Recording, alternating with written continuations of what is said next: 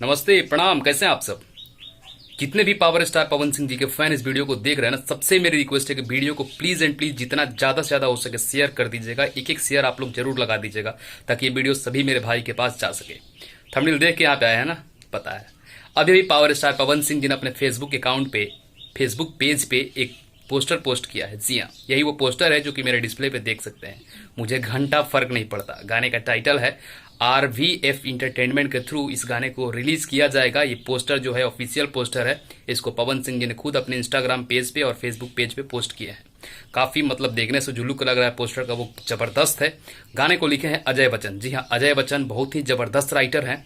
मोनू अलबेला का सारा गाना अजय बच्चन ही लिखे हैं और काफी जबरदस्त राइटर है। पहली बार पवन सिंह जी का गाना अजय बच्चन जी लिखे हैं। गाने का टाइटल है मुझे घंटा फर्क नहीं पड़ता।